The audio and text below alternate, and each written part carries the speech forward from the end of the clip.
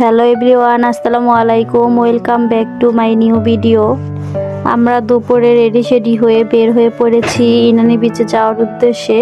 Ryan একদম ready হয়ে আমাদের রেখে চলে আসতেছে। এই তো আমরা বের হয়ে পড়েছি। দেখুন পাহাড় দেখতে খুব সুন্দর লাগতেছে, তাই না?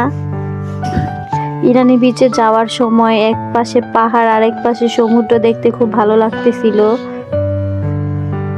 দেখুন পাহাড় দেখতে কেমন লাগতেছে, আপনাদের কেমন লাগছে জানাবেন।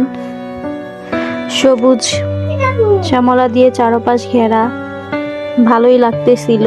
আর যেহেতু দুপুরবেলা বের হয়েছি তো অনেক রোদ ছিল, এতে এখানে ঝাউবন, সারি সারি ঝাউবন খুব ভালো লাগতেছিল, তাই না?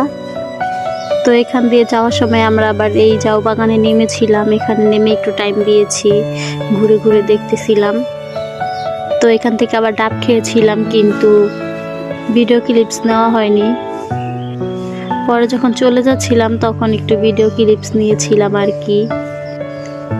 তো কেমন লাগতেছিল আপনাদের এই ঝাউ বাগান দেখে জানাবেন। এই তো অবশেষে আমরা চলে আসলাম ইনানি বিচে। আমার ছেলে দেখুন মাশাআল্লাহ নিজে একা একা দৌড়ে চলে যাচ্ছে। আর প্রচুর রোদ ছিল, প্রচুর রোদ। রোদের তাপের কারণে তাকানো যাচ্ছিল না। আমার ছেলেকে দেখে কেউ মাশাআল্লাহ বলতে ভুলবেন না। আর এখানে আমি আর আমার ছেলে চলে যাচ্ছি। আপনাদের ভাইয়া ভিডিও করে দিচ্ছিল আমাকে।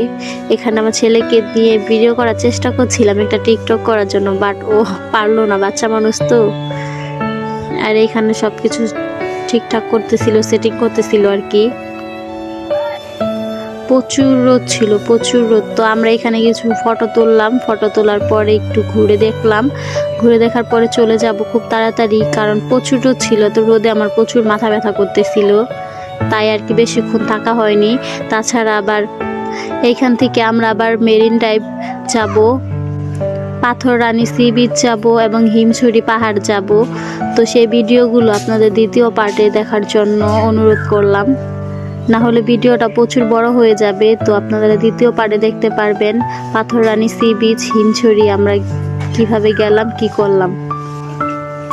তো এখানে ঘুরে তো আমরা চলে যাচ্ছি।